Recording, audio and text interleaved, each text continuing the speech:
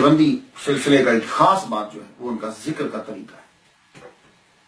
जो उनका तुर्रा इम्तियाज है वो उनका जिक्र का तरीका। और इसको खुद ख्वाजा बाकी बिल्लाह रहमतुल्लाह ने यूं बयान किया, कहने लगे हमारे जिक्र से जज्ब पैदा होता है और जज्ब की मदद से तमाम मुकामात आराम और इस्तिकामत के साथ तय हो जाते हैं। ये इस जुमले पे ध्यान देना है सामीन आपने।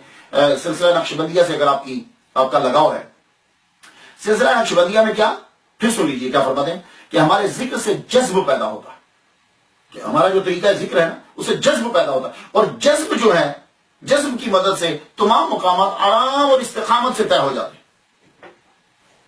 आपकी नजरों में बड़ा असर था ख्वाजा बाकी बिल्लाह रहमतुल्लाह, जिसकी तरफ देखते थे कल्ब जारी हो जाता, जो नजर डालते थे बंदा तड़पने लग जाता। उसकी मिसाल अगर आपने देखी हो तो आजकल सैफी हैं, सैफी वो व्हाइट पगड़ी पहनते हैं। इनके जो पीर हैं सैफुर रहमान साहब, शेखुल हदीस व तफसीर, जज भी रहे हैं वो। मैं बड़ी पुरानी बात है कि पेशावर में तकरीर करने के लिए जब गया तो गुलाम मुर्तजा साहब मेरे साथ थे, वो भी सैफी थे। मुझे कहने लगे सैफुर रहमान तब वो जिंदा थे, बड़ी पुरानी बात है ये, मैं कोई 20 साल कबल की शायद बात कर रहा हूँ या 20 साल कबल की बात। तो कहने लगे कि मिलना है आपने। मैंने कहा यार क्यों नहीं, इतना बड़ा पढ़ा लिखा आदमी है तो जरूर मिलना चाहिए। मेरे 2 जलसे थे पेशावर में, तो एक जलसा मैं कर चुका था। मैंने कहा दिन का टाइम बहुत लंबा है तो चलते हैं। सब इंतजाम कर दिया गया तो बाद में पता चला कि रास्ता जो है वो बड़ा खराब है, गोलियां एक तरफ दूसरी तरफ से चलती रहती हैं तो नहीं जा सकते। मैं लेकिन हुआ ऐसा कि 12 मार्केट से जब गुजर रहे थे तो उनके साहबजादा जो शेखुल हदीस हैं उनसे मुलाकात हो गई। तो ये है कि मैंने सैफुर रहमान साहब के साहबजादा से मुलाकात की। फिर उसके बाद ये रावी रेहान में जो है खलीफा साहब, उनसे भी मेरी मुलाकात है। इनके यहां जो है एक सिलसिला वही है, इनके वो भी जो सैफुर रहमान साहब थे वो भी यूं देखते थे जब बंदे को तो उसका कल्ब एकदम जारी हो जाता था। तो कुछ लोग तो इसको मजाक समझते हैं, ये कल्ब को जारी करना और ये चीजें। तो मैं भी नहीं रहता था यार ये क्या होता है, देखता तो रहता था मैं। मेरे एक दोस्त हैं अनवर ततला साहब, अनवर जट साहब, और एक साजिद हीरा साहब, दोनों न्यूयॉर्क में रहते हैं। ये दोनों सैफी हैं। तो मैं जब अमेरिका आया तो मैं इनके घर में आया, ये यहाँ खानकाही सिलसिला इनके घर के अंदर। मैंने एक दिन बैठे हुए महफिल में पूछ लिया, दीवार उनके घर की टूटी हुई न्यूयॉर्क के अंदर।